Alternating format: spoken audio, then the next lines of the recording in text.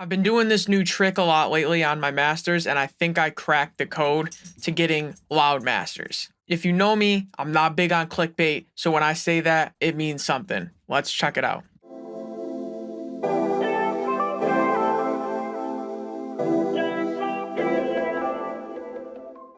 Yo, what's good, guys? Inswain with Inswain Audio. Welcome back to the channel. If you're new, subscribe and stick around. I'm telling you, because I drop videos every single day. I don't know anybody else doing it like that. You're not going to want to miss out. All right, before I break down this little trick here, let's just take a listen to what we have. This is a song that's mixed, not by me. It's not mastered yet, and we'll get into it. So here it is, just mixed.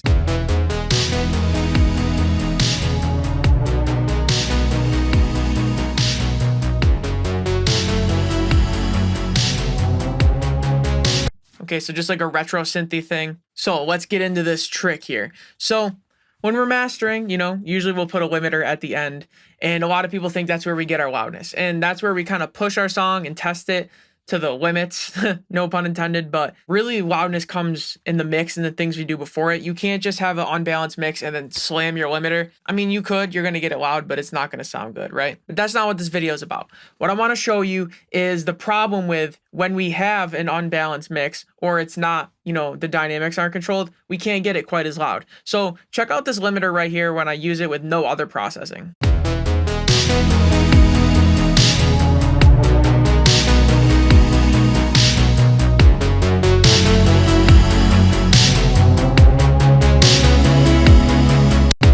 Okay, so I got it so where I'm getting about 2 dBs of gain reduction. And if you notice, it's really only limiting the snare hits and like the kicks. It's only hitting the very big spiky transients. We're not even really reaching the body of the song. Take a listen to that again and watch up here. The red parts are what we're actually limiting.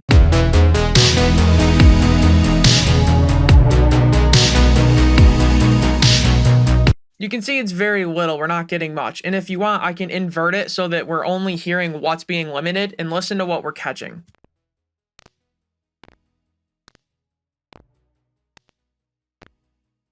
You can hear it's those transients. You can hear the rhythm of the song. Doom,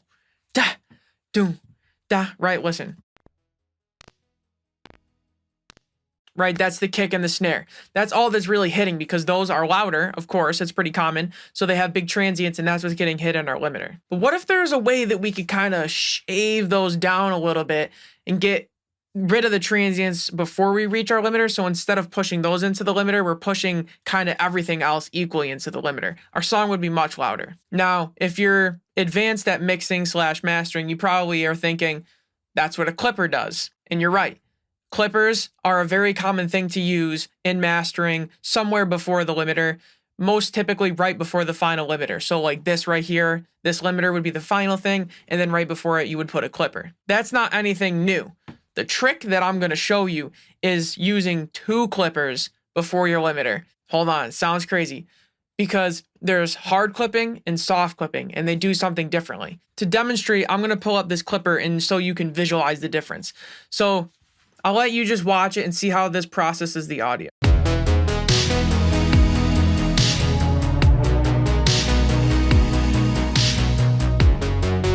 So you can see that red like ball, that is the peak of our audio. This right here, this curve, this is our clipping curve. So anything above it is getting clipped off. And then down here, you'll see in the white waveform, that's our audio, and then anything red is getting clipped off. So check that out.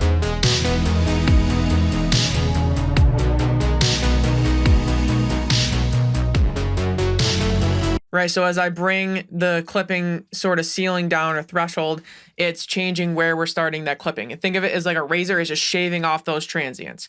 Once again, nothing new, but that's what hard clipping is. Now, soft clipping is where we adjust the knee, meaning the slope of this curve right here. So instead of it being a hard, sharp angle, creating a saw wave sort of, right, that's hard clipping, we can kind of ease into it and create a slope.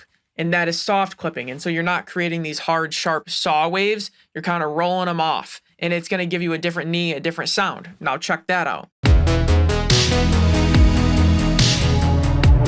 You can even see down here in the red, it's getting the tops and the bottoms. It's getting different parts. Whereas when you do hard clipping, it's a straight line. That's like everything above it is red, everything below it is white.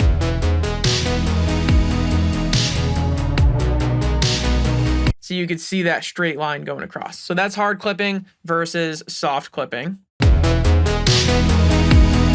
where you can see it's up here, then down here, right? So that's soft clipping. So one isn't necessarily better than the other, but the trick is, finally, I'm here to spoil it. What I like to do is first I do a hard clipper to just get the very, very tops of the giant transients. So anything that really shoots out, we're going to tame that down. And if you do it right, you won't hear a negative side of it. You're not going to lose energy or punch. You're just going to shave off those very outlier peaks, so to speak. Then what I do is then I do some soft clipping. Now that it's a little bit more, you know, the big peaks are gone and it's more normalized, we do some soft clipping to get more of that body, and not just the very tops, but the tops in general of the other peaks.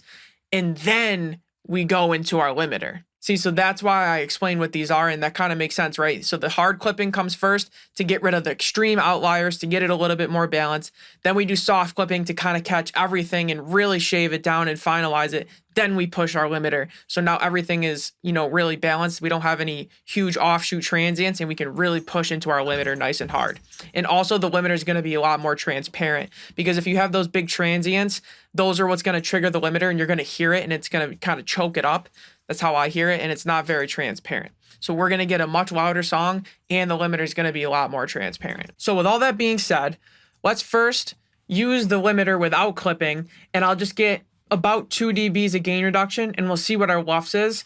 And then I'll do the double clipper into limiter trick with 2 dBs of gain reduction on the limiter and see what we can get our LUFS to. So we're going to kind of have the limiter do the same thing, but with the clippers and without, and we'll see how much louder our song is. So here it is with just the limiter without clipping.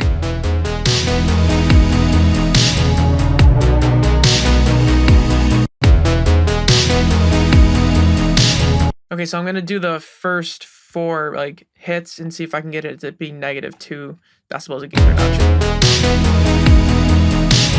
Get a little more. Okay, so there it is. So let's reset it. Let's see what our WAF says for at this level of limiting. Okay, -8.9, -8.8. Okay, now take this off and we'll do our clipping trick. So first we do hard clipping.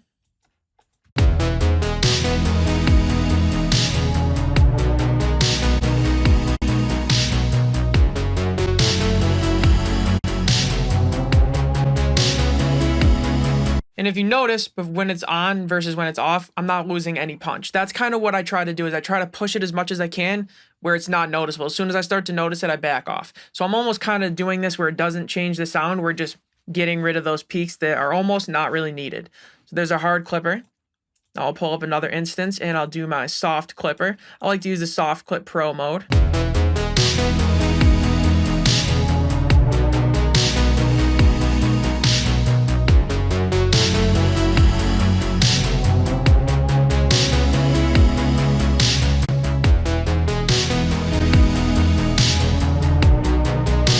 Okay, so there's my hard clipper, my soft clipper. Now I'll pull up my limiter, and those first 4 kick/snare hits, I'll get it to say -2 dBs of gain reduction, and we'll see what our LUFS is.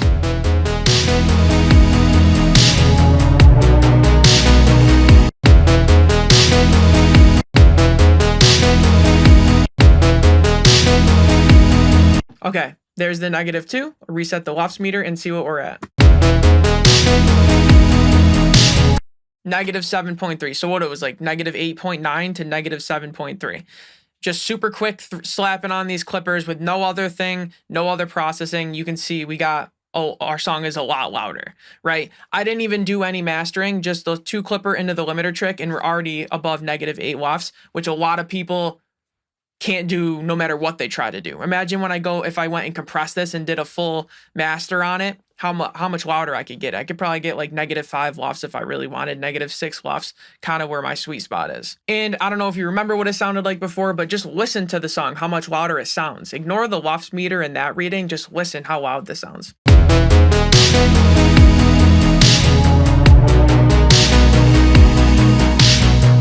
Right, sounds super loud, and like I said, it's not even mastered, it's just this one trick. So there you have it, guys. I've never heard anyone say this before. I don't know what made me think of it, but I'm trademarking it here first. This is the in-Swain technique. It's the hard clipper, soft clipper, limiter trio at the end of your mastering chain.